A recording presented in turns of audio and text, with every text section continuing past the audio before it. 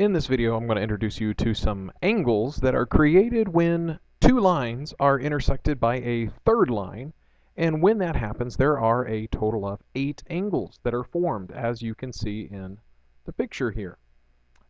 These angles have special names when they're paired up with other angles within these 8. And that is what we will discuss at this point.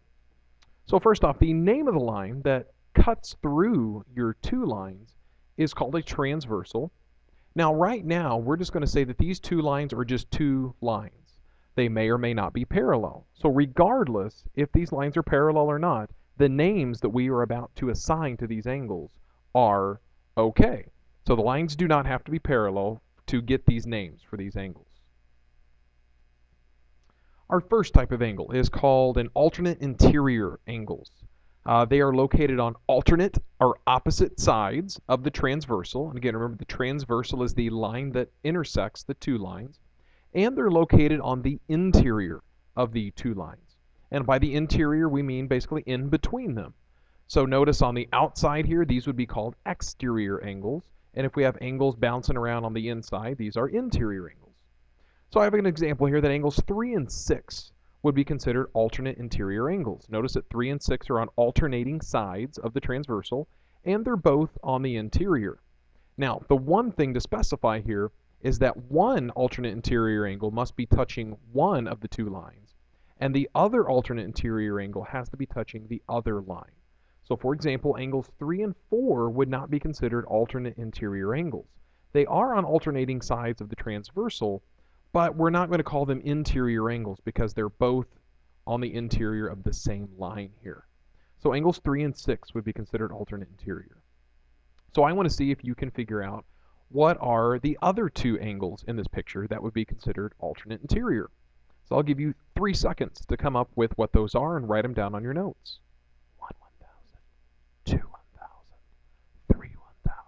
That wasn't creepy or anything, right? So the other pair of alternate interior angles are angles 4 and 5. Because again, we got one on each line here.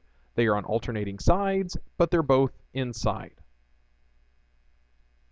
The next type are alternate exterior angles. And just like alternate interiors, they are on alternating sides of the transversal. But now the our two angles are located on the exterior of our two lines. And again, one angle must be touching one line, the other angle must be touching the other line. So again, we could not call angles 1 and 2 alternate exterior angles because they are not on separate lines.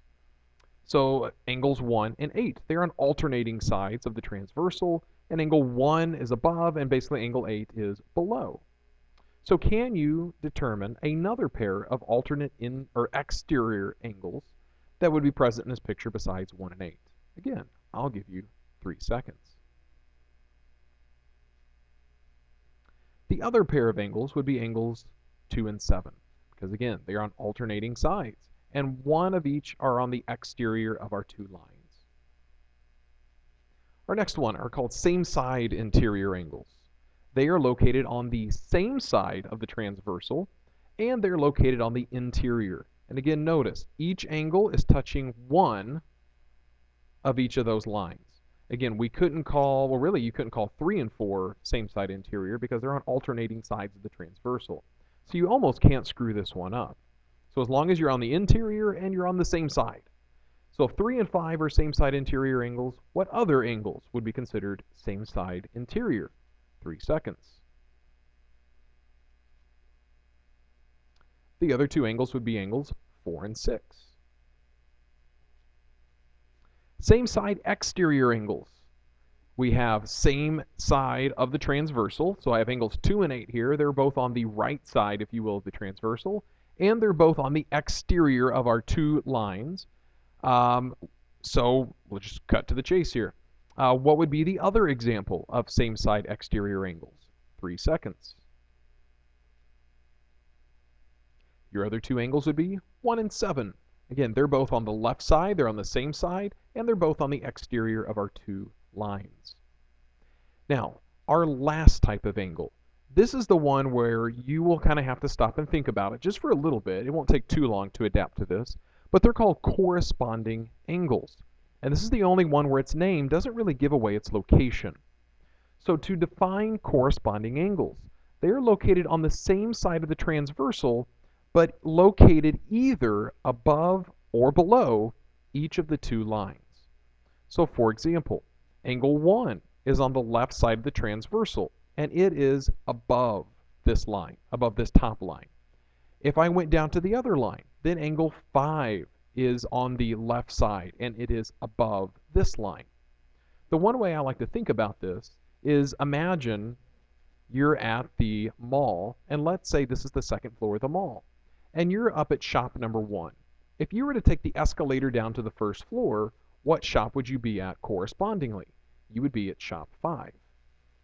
If I was at shop 4 up on the second floor and I took the escalator down, then I would be at shop number 8. So angles 1 and 5 are considered corresponding angles. Angles 4 and 8 are considered corresponding. Again, why are 4 and 8 considered corresponding? They're both on the same side of the transversal, and 4 is below the top line, and 8 is below the bottom line. Now, there are two other pairs of corresponding angles in this example. I'll give you 5 seconds to see if you can name the other two pair.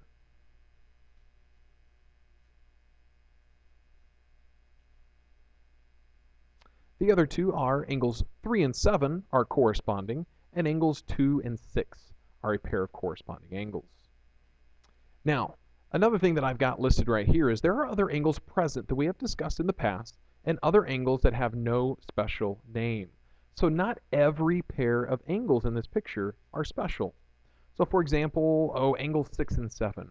We talked about those previously in last semester. We talked about special angles like 5 and 6 that add up to a certain angle measure based on their location. And then there might just be other angles that really just don't have a special name.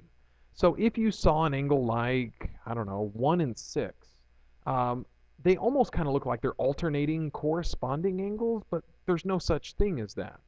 So for example, angles 1 and 6, if you were to ask what name they would have, they really don't have a name. You would just say, no special name. Now, what we're going to do next is I'm going to give you guys some practice on 10 problems. So you have a half sheet of paper that you should have picked up. And I'm going to go through these, maybe I'll give you 10 seconds for each one of these. And after 10 seconds, I'll go to the next one. If you need to pause and go back and re-look at a problem, you can certainly do that in the video. But I'll give you guys 10 seconds for each of these. And for each of them, you just have to tell me what name these angles have. So the number one, what special name would angles 1 and 2 have? And I gave you a little hint. If you need to see this sideways, you can imagine that these are your two lines that were typically going left to right. And then your transversal, instead of going up and down, it's kind of going left to right in this case. So you will have to deal with where the lines are going more horizontally and where the lines are going more vertically. Number 2, what name would you give to angles 1 and 2 here?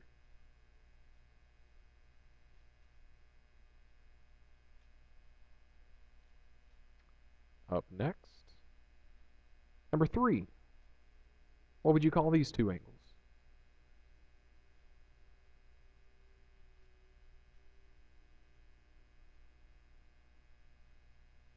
Number 4, what would you call these two angles?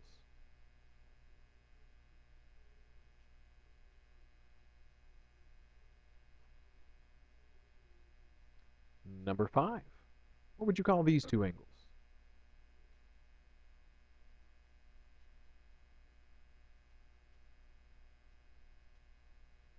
Number 6, what would you call these two angles? I've got a hint here. Think about what these two angles should add up to be. And then what did we call those types of angles from first semester?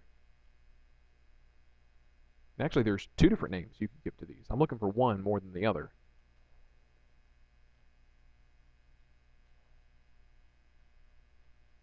Number 7, what would you call these angles 1 and 2?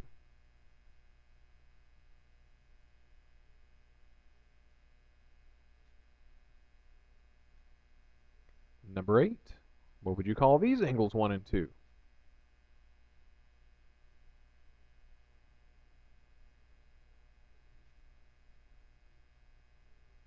Number 9, what would you call these angles 1 and 2?